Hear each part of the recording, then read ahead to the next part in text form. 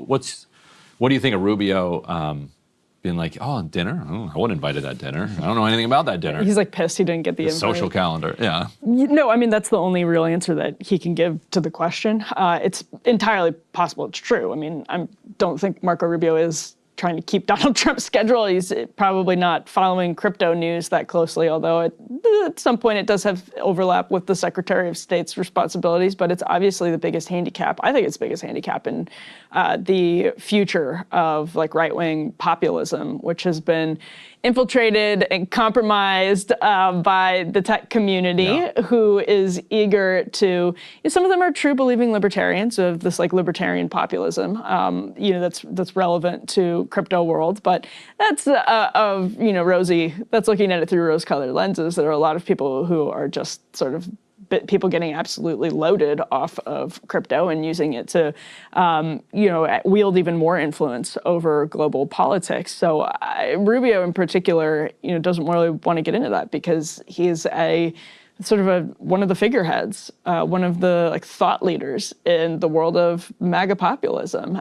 So he's particularly positioned poorly to face questions about that because it's a huge handicap for the movement that he wants to be a leader in. And I think for the country too. And let's just look at this from a big picture perspective for 1 second. And speaking of China, what's China out there building? High-speed rail, automated factories, like robotics that seem to be several years ahead of us, EVs that are like 5 to 10 grand and have much longer ability to travel without needing to charge, better battery technology, and on and on. What are we doing? We're building crypto, blockchain, and a golden dome to protect against what? Like, so the last 20 years were defined by the U.S. spending $10 trillion failing to occupy Afghanistan and Iraq, while China made leaps and bounds forward, technologically and economically. The next 10 years, we're just gonna like dump all our money into crypto and like weapons projects, while China just continues along. How do we think that is going to end? So it's not just this dinner Thursday night in the United States Senate this week. We can put this next element up on the screen. The Senate is moving forward on this key crypto bill, which is, they call it, they're going to codify stable coins, basically. The Democrats who objected to it, which were led by Elizabeth Warren, argued that, look, what you're doing here is you're just codifying Trump's ability to do this insanely corrupt thing into law, that this thing's a giant giveaway to the crypto industry and is going to enable all sorts of fraud. You had a fascinating split within the Democratic Party. You can put up C6 here. This is my colleague Stephen Dennis, Bloomberg reporter, said some drama on the Senate floor during stablecoin vote. The top crypto-friendly Dem, Kirsten Gillibrand and Elizabeth Warren, the chief foe, got in a heated argument on the Democratic side of the chamber.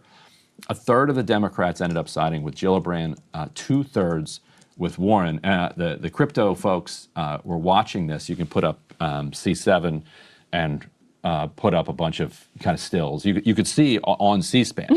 So funny. Yeah. So if you're just listening to this, basically Warren just chased Gillibrand all over the Senate floor. Yeah.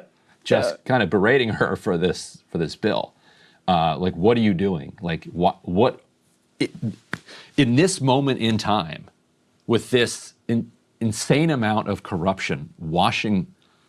And not just washing through Washington, because that implies there's some passive force. Donald Trump and his family and Witkoff's kid are like flooding Washington with crypto-based corruption.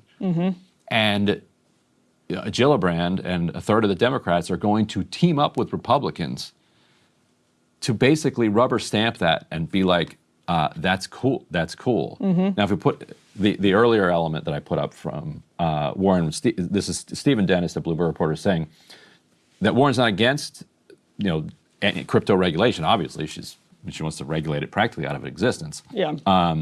He says, quote, she said she'd be fine with stablecoin legislation with proper regulation to protect consumers, which includes CFPB oversight, although the CFPB is getting nuked.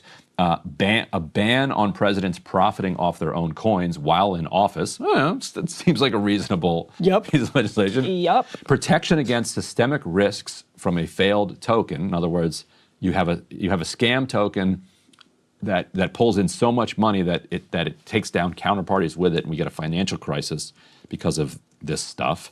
And better protection against criminal transactions, and a ban on stablecoins issued by tech companies and other non-financial companies. That's saying, like, in other words, if you want to issue currency, this cryptocurrency, that you have to be regulated like a financial institution. Because we already did a Great Depression. Like, we did this whole thing before. It's not just risks to individuals; it's risks to the entire system. Right, because we don't have an option to say, you know what, I don't like this crypto stuff. I'm not going to get involved with it. It's going to get involved with you when it takes the whole house of cards down with it. Sam Bankman-Fried, Silicon Valley Bank, like we already have sort of warning shots that have been fired, so it's not insane at all. But of course, the reason Kirsten Gillibrand and others are interested in advancing this legislation is because there's a truly insane amount of money in crypto that is now being. It's the exact point that you're like, Warren is out there trying to tell Gillibrand, what are you doing? There's so much right now as the corruption is washing over the state. It's like, well, that's why Gillibrand is doing it. Is that you can be convinced to take an ideological pro-crypto stance when people are throwing millions and millions of dollars at you and promising to be great allies for you going forward. And the best talking point for it is, okay, look, we lost. Crypto's here to stay. Yeah.